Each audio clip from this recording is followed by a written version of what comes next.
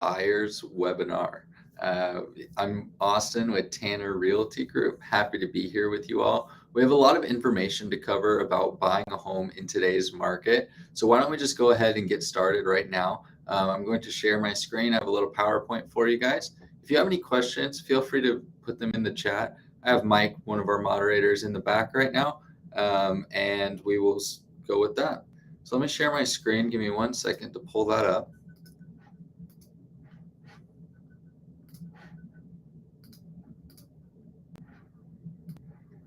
There we go.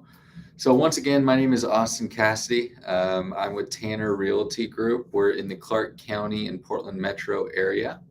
We are here to help homeowners and potential homeowners get into the home of their dreams and accomplish their real estate goals. So this seminar is called The Proven Path to Home Ownership. We focus on the buying of homes in this webinar. So let's get started. So why don't you go ahead, if you're joining us today, go ahead and put your questions you have about the home buying process in the chat here below, and I'd be happy to answer any questions that we have come through. What we're going to cover today, we're going to first talk about the fears and facts about buying a home. Second, we're going to talk about the realities of our market today. Then the 6 simple steps to home ownership, then financing, and then what your next steps are after this seminar. So we're going to start with the fears and about buying a home. The number one fear we hear is I can't afford to buy a home right now. And really, until you do the math, you don't know what you can or can't afford. Are you paying rent? Are you paying your other bills? Well, if you're doing that, you may be able to purchase a home. Buying or paying for rent is actually you paying down someone else's mortgage. So what if you could have actually apply for a mortgage, get approved, and get into your own home and start building your own wealth? The second misconception about buying a home is I should wait until the market gets better. Well, there's never a bad time to buy the right home. My job is to help you find a good buy in the market that you are currently in and make sure that you have the financial ability to hold on to that home. Every market has opportunity. It may just be a little harder to find. And over time, the investment in your home grows no matter what the market. Our third misconception is I don't have the money for a down payment. Well, there's a variety of down payment options available to you, especially with lending programs today. Thinking you have to wait to save up a 20% down payment is a thing of the past. And it may actually cost you money due to delaying all the financial benefits of owning a home that we'll go through later on in this seminar. Number 4 here, I can't afford to buy my dream home. Well, a lot of first-time home buyers or home buyers that are getting into their second home, yeah, they can't maybe afford their dream home, but it's the first step to building wealth within real estate and gets you one step closer to that dream home. So it doesn't mean your first home is always going to be your dream house. Number 5 here, I can't afford to buy a home because my credit isn't very good. Well, there's always options, and shame doesn't bring you any closer to owning a home or having good credit.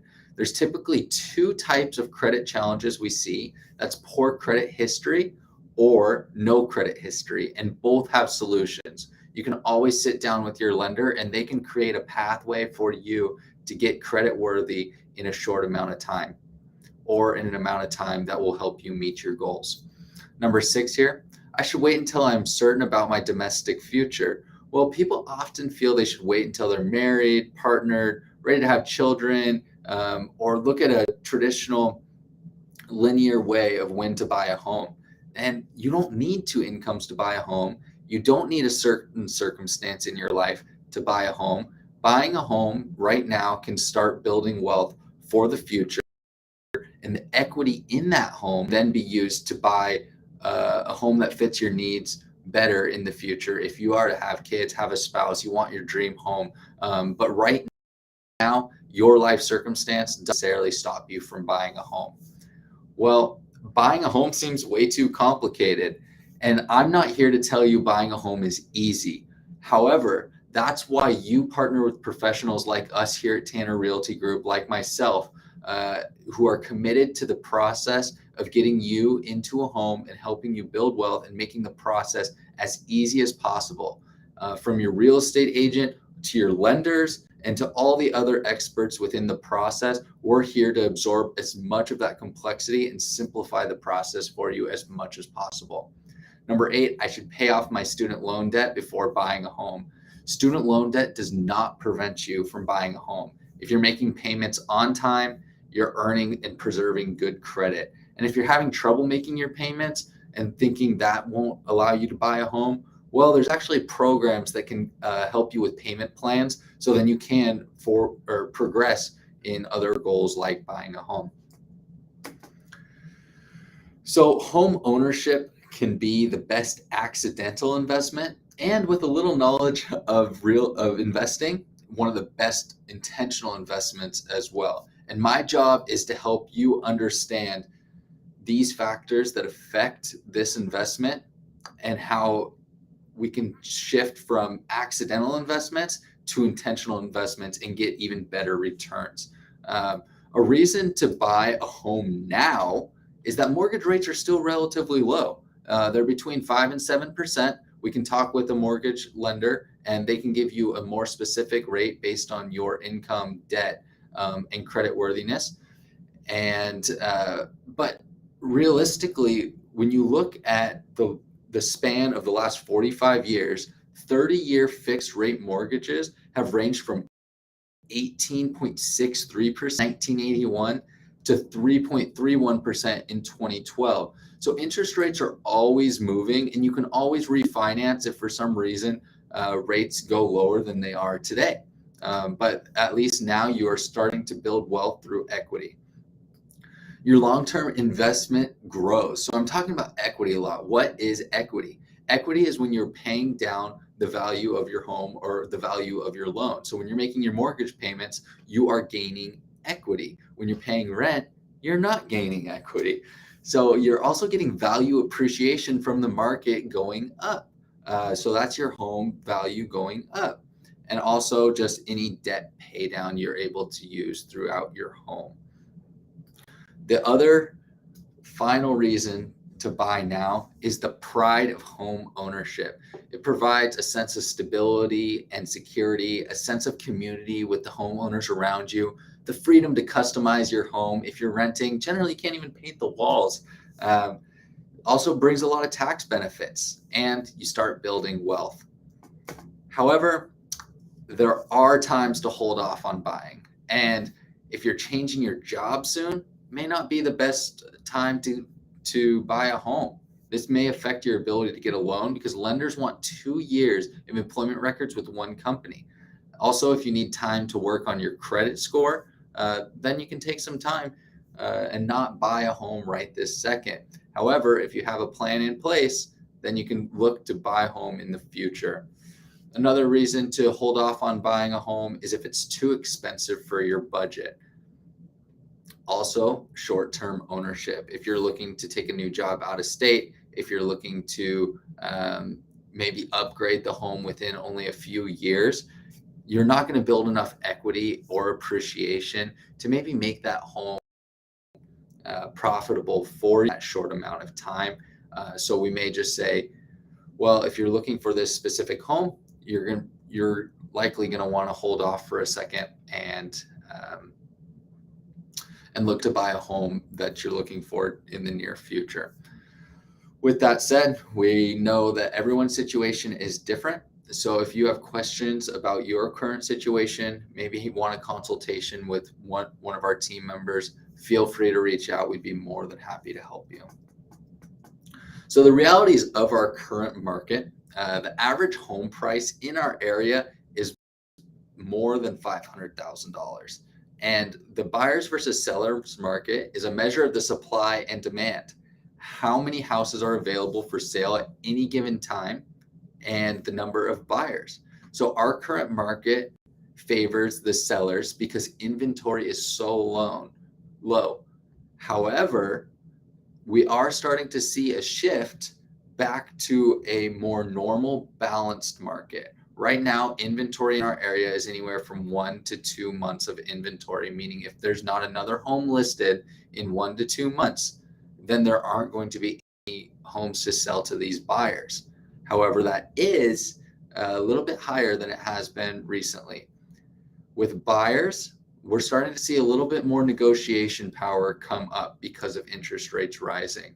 So getting connected with a real estate professional will allow you to always know what the market is like. Now let's get into the 6 easy steps of home ownership, the fun part. My job is to guide you through all of them. And there is another step that can help you navigate these 6 steps. And that's kind of a step 0, if you will. Let's go over to our website, Tanner Realty Group. There's a ton of resources on there in our blog and just with some of our other tabs we have there for you. Go ahead and check that out. It's going to be a great starting place for you. So let's get straight into it. Step 1, hiring your agent.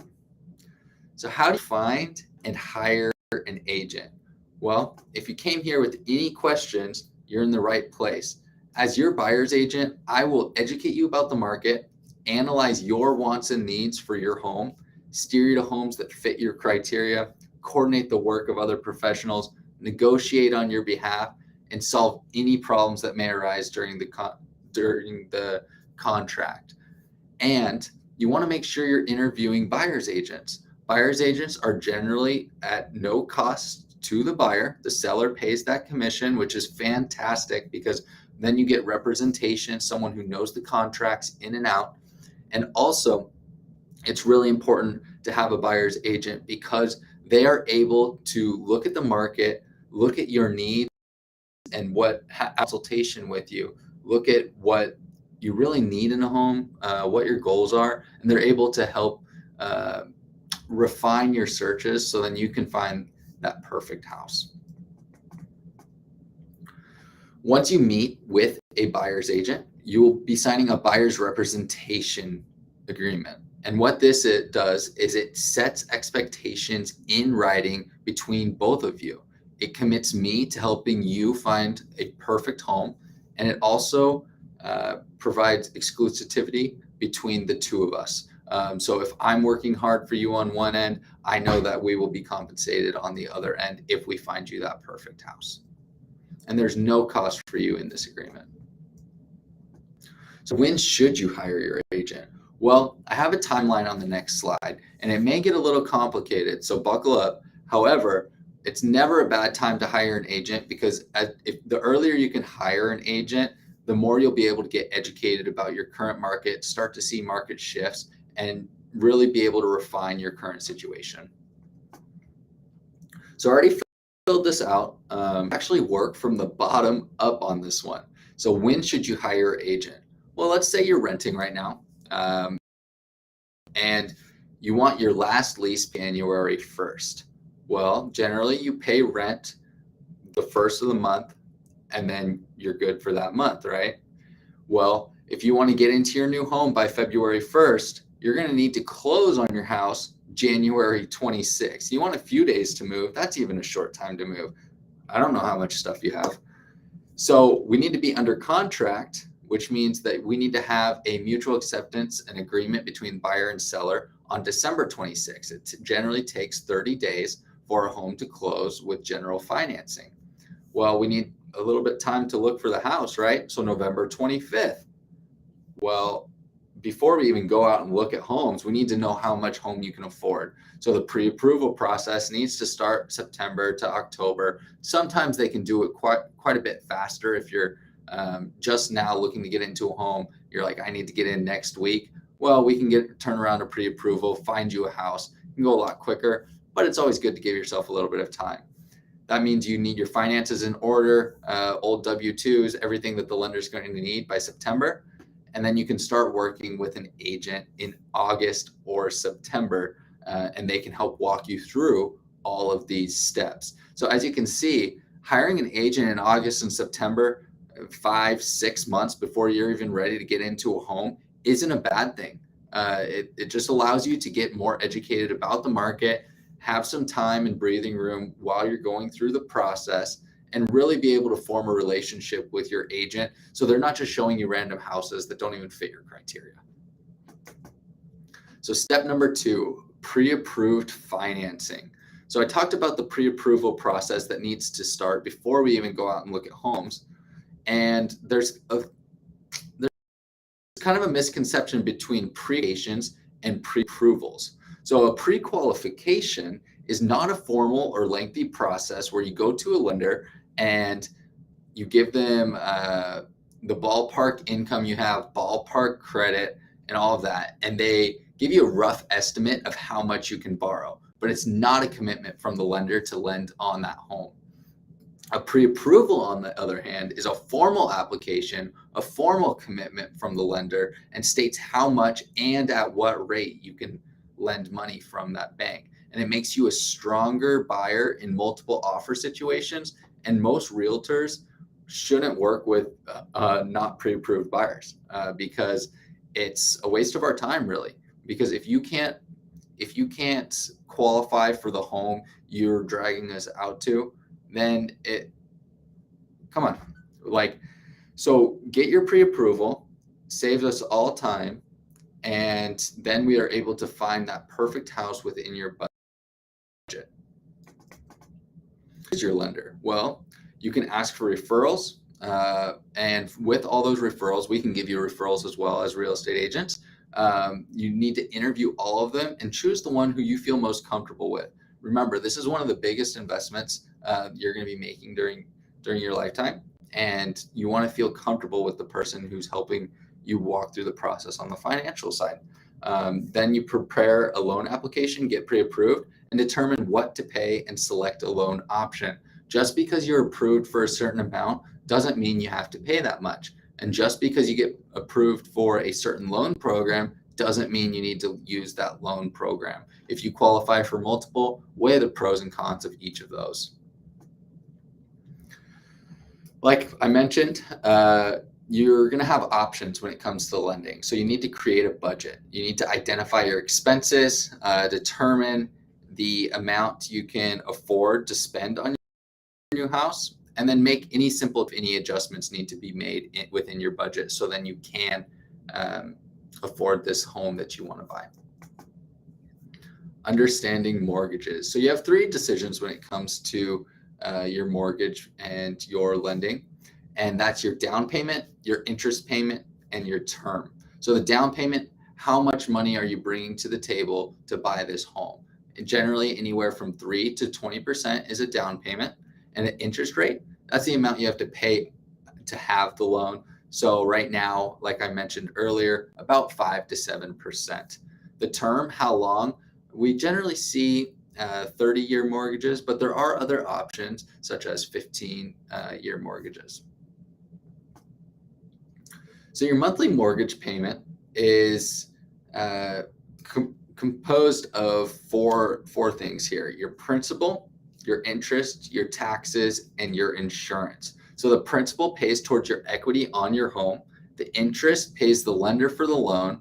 The taxes pay the state and local entities for owning the home, and the insurance pays to protect your investment. So we call this PITI. You may hear that throughout looking to buy a home, and that's a good thing to remember, that your PITI is actually made up of multiple components of payments that make up your mortgage payment. So let's talk about your down payment. And this down payment can be based on your pre-approval amount. Depending on the loan, it can vary between 3 and 20%. And these funds generally will come from saving up on your job, any side jobs. They can come from gifts from parents, in-laws, and you can make a decision based on your pre-approval amount, how much you want to put down. Sometimes if you put less down, you're not going to get as good of a rate. If you put more down, you may get a little bit better rate. If you put less than 20% down, generally you will have to pay a required additional PMI or private mortgage insurance. And this ranges, and you can ask your lender about what the PMI cost would be for your house. So then you can make the decision based on monthly payment, all of that. Then you need to maintain your pre-approval. So to maintain your pre-approval during the process, no big purchases, no new credit or debit added, and no job changes. And also protect your down payment. With a big lump sum of cash sitting there, it may be really tempting to spend that. However, you want to make sure you protect that down payment so when it comes to closing, you have that money so you can close on your home. The worst thing that could happen is you find your dream home, you go 29 days, it's all perfect, everything lines up, you're ready to sign, and then you look at your bank account and you don't have the funds to do the full down payment, and everything falls through. Step 3, this is the fun part. We go and find your home. So when we go to find your home, we are going to set up a consultation and we're going to define what you're looking for, your needs versus your wants. And we'll create a spreadsheet where we can then refine where our search is going to go and where our efforts are going to be pointed towards. I'm going to teach you about the market so you can learn about the market, what the current statistics look like, what the statistics look like for your specific area, for your specific price point. We'll go really in depth so then you can be an educated buyer, and then we will refine your search. So who's been looking at houses? Well, that's kind of a question that almost everyone can raise their hand to, whether you see them on Facebook advertising, you see them on Zillow, Redfin, so much real estate content being pushed out right now. Everyone kind of looks at houses. Well, when you become a serious buyer, it's time to refine your search so we can help you the best, because some of these other websites aren't even pulling information that is accurate or up to date. So we'll put you with tannerrealtygroup.com and you'll be able to search. It pulls from our multiple MLS our multiple listing service every 15 minutes, and you get the most up-to-date, accurate data. So when we go out and look at a home, we are looking out for you. When we're in a home, you may be looking at the layout, the space, the location to work and schools, the features, amenities. And what I look for is how the home compares to other homes in the area in terms of size, layout, and the value. I also look at the potential resale value, so how to protect and also big ticket items such as the roof, HVAC, maintenance, structural concerns. And that doesn't mean that we can't move forward with the deal if there is issues with one of those, but it does mean we have to keep a really close eye on the inspection period, which we'll talk about here soon. So single family homes, when you think of a traditional home, a single family home is what comes to a lot of people's minds, but there are other options such as a condo or townhome. And there are pros and cons to these options. Some of the pros, generally they're lower cost per square foot. There's no yard work or home maintenance because the HOA takes care of that. There's sometimes amenities such as swimming pools, playgrounds, and then you have a community around you. Generally, there will be multiple condos or townhomes within each community. Those cons, however, is generally you have a shared ownership of the common areas, the ownership of the space inside the building. So when you own a condo, you own wall to wall. You don't own the whole building or anything like that. So you have to clear some renovations, all the stuff like that. Also, you have homeowner fees, shared cost maintenance or for maintenance. You're managed by a board of directors, and it's governed by rules around pets, vehicles, noise. So if you're really independent, it may not be the best place for you. Another option could be new construction. Some of the pros for this, they're new. They generally have very good warranties. You can pick your lot, features, design. You lock in a price early on in the process. And sometimes you can find good deals by doing that. And they have builder credits and all of that. Some of the cons, though, the features add price to the home. Sometimes you'll think, oh, I'm getting in for this value. Well, that's the base value. Start adding on the features, you'll start seeing the costs go up. The future of that neighborhood is generally uncertain. Generally, we will see these new construction homes in outlying areas, and there's no nearby amenities yet. And generally, there's no firm closing date because they're building it. We see delays, especially now with supply chain. Step 4, we're out, we're looking at houses. This is the one you love. Let's make an offer and negotiate with the seller. So to make an offer, there's going to be a few things we're going to talk about. We're going to talk about the price, and the offer is going to reflect the true market value of the home.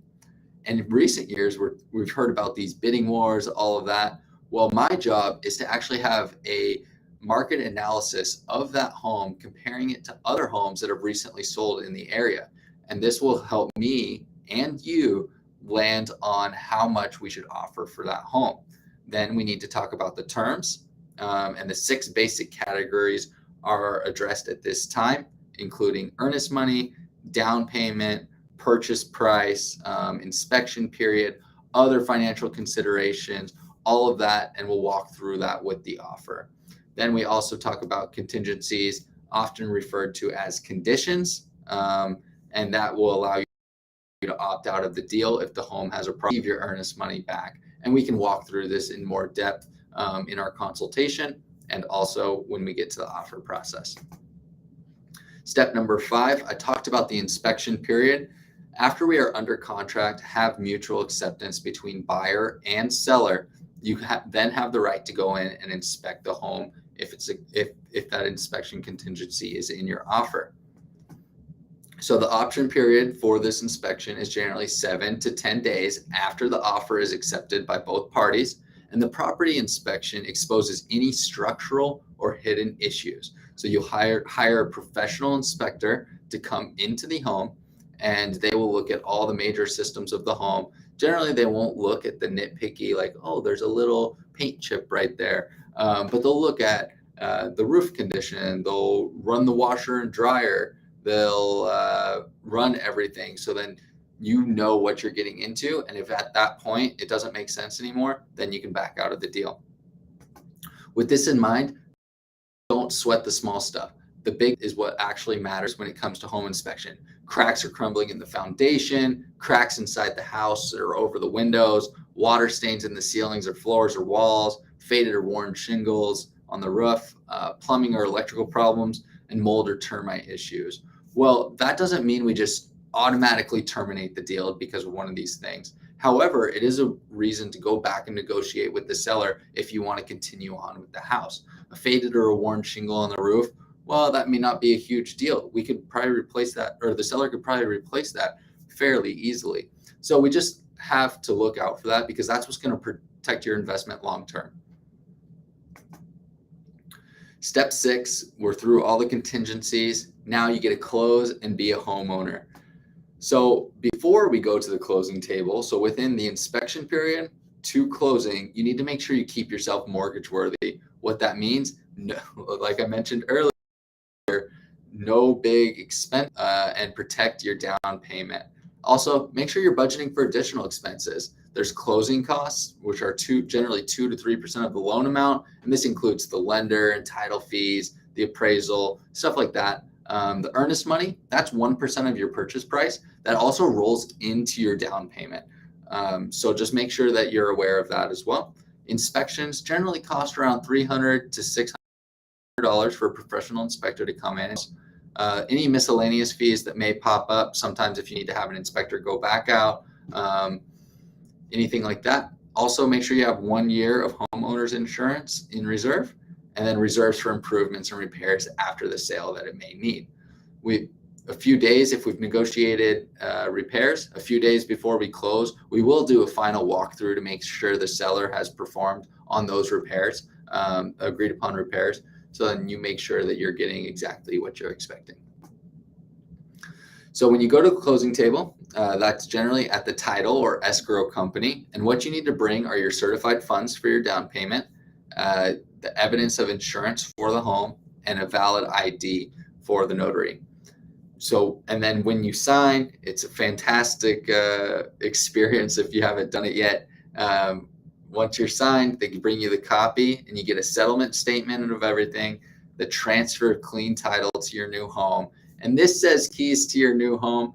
Unfortunately, once you sign it title, it still has to be sent off to the county. But once it's recorded at the county within a few hours, usually the same day, then you get the keys to your new home and we get to celebrate. Well, the process doesn't stop. once you close on your home. You need to protect your investment. So make sure you're maintaining and performing routine maintenance on your home systems, depending on their age and style, just how often you need to maintain those. Keep an eye on your home. Watch for signs of leaks, damage, and wear. Fixing any small problems early so you can save big money later on if it becomes a big problem. So keep a file of your receipts for your especially major repairs. If you do go to resell your home, it's important to have those receipts and show that, hey, I replaced the roof 5 years ago. Here's the receipt. Then you're not going to get dinged on the inspection when they come and buy your home. Number 4, consider a home warranty. Home warranties are a great option. They cover the home and major systems for 1 year after your purchase. And if you have any questions about that, feel free to reach out and we can go more in depth. But home warranties can be a great option as well. So now, what's next? How do you get started? If you have any questions, go ahead and put them in the chat right now. We'll kind of watch for those to come through in the next few minutes. But getting started, if you have questions, feel free to reach out to us. Book a consultation with us. I'll have my info here in just a second. And it's really important to get connected and educated early on, so then you can start walking that journey towards your real estate goals. So I just want to remind you guys, our commitment at Tanner Realty Group to you, it's going to be to educate you about the market, analyze your specific wants and needs, homes that fit your criteria, not other homes, coordinate the work of other professionals, negotiate on your behalf, and solve any problems that may arise during the contract and home buying process. So here's my contact information. Once again, I'm Austin Cassidy with Tanner Realty Group. I learned a lot from this buyer seminar. And if you have any questions, feel free to reach out to us anytime. We'd be happy to sit down with you. I'm going to look through the chat here, see if we have any questions going.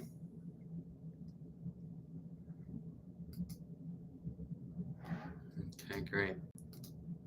No questions at this time, but if any questions do come up, like I said, please reach out to us. We'd be more than happy to answer those and book a consultation. Have a great day, and